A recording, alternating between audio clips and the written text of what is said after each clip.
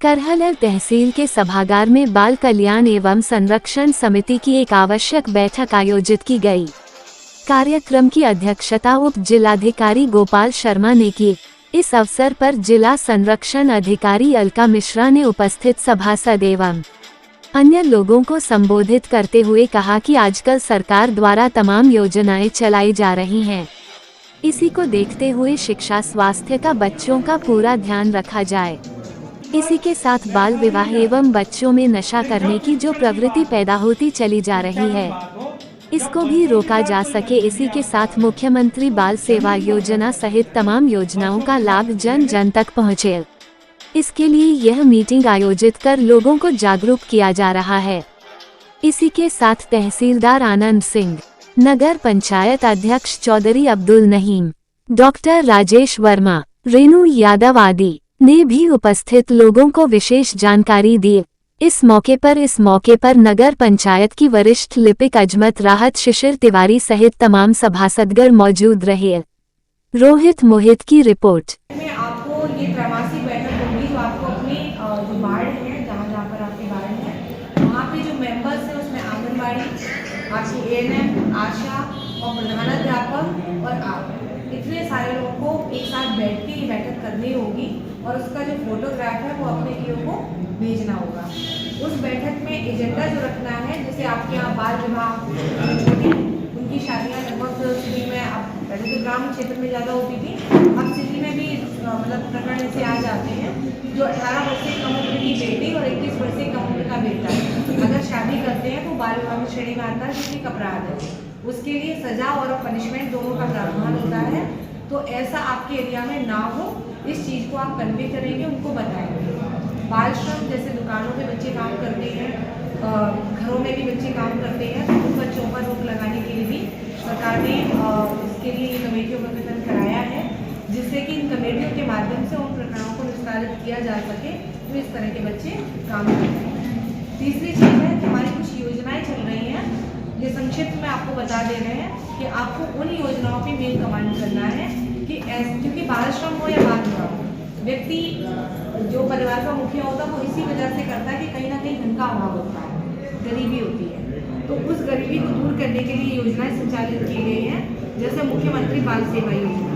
बाल सेवा योजना में ऐसे बच्चे जो कोविड के दौरान जिन्होंने अपने माँ और पिता दोनों को खो दिया, उन बच्चों का सर्वे आपको करना है कि जो आपके प्रत्येक वार्ड मेंबर को, कि आपके एरिया में ऐसे बच्चे तो नहीं हैं जिनके माँ बाप ना रहे हों कोविड के टाइम से, मार्च 2020 के बाद से, है ना।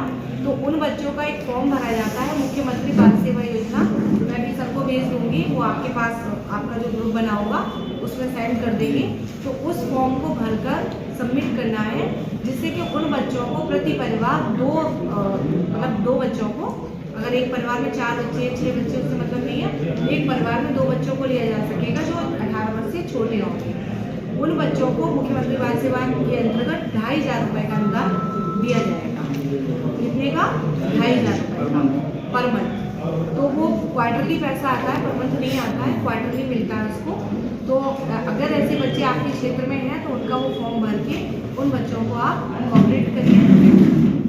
दूसरी योजना है मुख्यमंत्री कन्या सुमंगला योजना, जो शायद आप लोग परिचित भी होंगे, काफ़ी समय से चलती आ रही है कि ऐसी बेटियां, जैसे एक परिवार में एक बेटा एक बेटी है, या किसी परिवार में 2 बेटियां हैं, तो उनका 6 स्टेप में पहली क्लास जन्म के टाइम, टीकाकरण के टाइम, फिर 6ठी क्लास में, फिर 9th में, फिर ग्रेजुएशन में, ऐसे करके 6 स्टेप बने हुए हैं, जिसमें उन्हें ओवरऑल 15,000 रुपये का अनुदान मिलता है। अलग अलग स्टेप में 2-2 हज़ार 3-3 हज़ार करके उनका भी मैं सबको भेज दूँगी सर्कुलर कि किस किस स्टेप में कितना पैसा मिलता है, तो जिससे कि आप उनका रजिस्ट्रेशन करा सकें। बच्चे ऑनलाइन है तो उसमें आपको जन सेवा के, जिससे कि वो कन्या सुमंगला योजना से बच्चे जुड़ सकें। ऐसे बच्चे जिनके माँ बाप दोनों नहीं हैं, ध्यान से सुन लीजिएगा क्योंकि ये काम आपको दिसंबर तक ही करना है, कि ऐसे बच्चे जिनके माँ बाप दोनों नहीं है उनको कहते हैं अनाथ बच्चे। बहुत से लोग समझ बैठते हैं अनाथ वो हैं जो सिंगल पेरेंट हैं, वो नहीं। तो अनाथ बच्चों के लिए स्पॉन्सरशिप योजना है।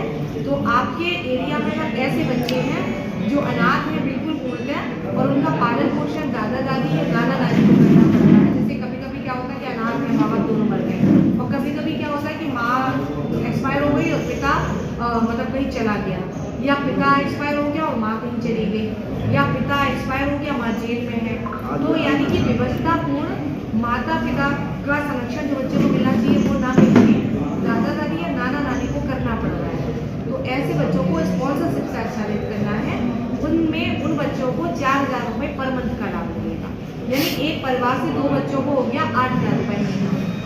तो अगर ऐसे बच्चे भी आपके यहाँ हैं तो उन बच्चों को भी इस योजना से कवर कर सकते हैं। तो जब तक आप इस मीटिंग को नहीं करेंगे, जो आपके नगर क्षेत्र के जो लोग हैं संभ्रांत लोग, उनको नहीं बुलाएंगे पर नहीं आ पाएगी। तो इसका उद्देश्य यही है कि ये प्रत्येक वार्ड में होनी चाहिए। जब बैठक होगी आपकी अध्यक्षता में होगी वो वार्ड नंबर की, और उसमें कार्यपद्धति जारी होगी। जो कार्यपद्धति इस तरह की है,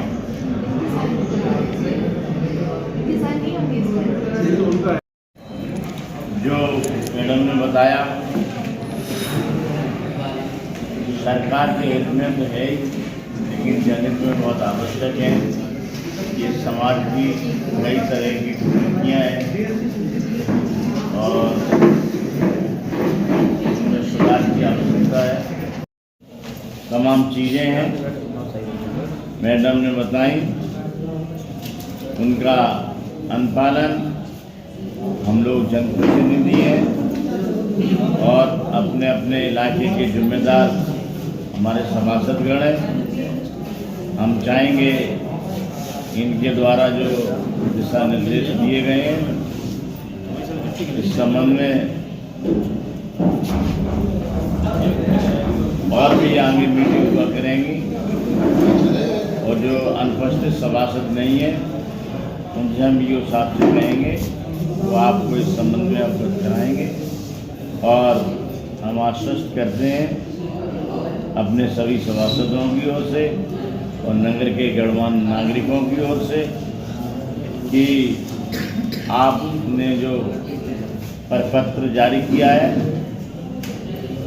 इस संबंध में 100% सहयोग हम लोगों का प्राप्त होता रहेगा और हम आपके कदम से कदम मिलाकर आपकी योजनाओं को मुफ्त को धारण कराएंगे, ऐसी मेरी कामना है।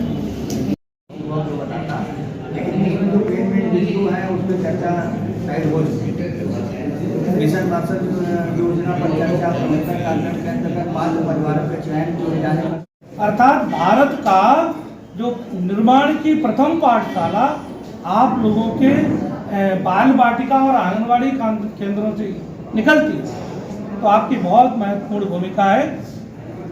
मानदेय और ये अपना अलग विषय है, लेकिन भाव बहुत अच्छा है। इतना ही कहना चाहूँगा।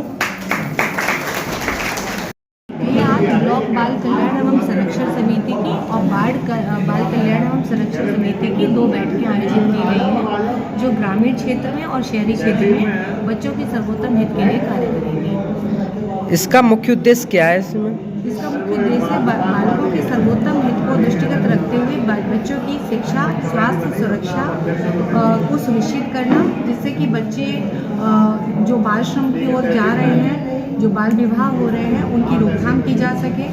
बच्चों में जो नशा की प्रवृत्ति हो रही है उसको रोका जा सके, और बच्चों के लिए जो विभिन्न योजनाएं चल रही हैं, मुख्यमंत्री बाल सेवा योजना, स्पॉन्सरशिप योजना, कन्या सुमंगला योजना, उनसे बच्चे लाभान्वित हो सके।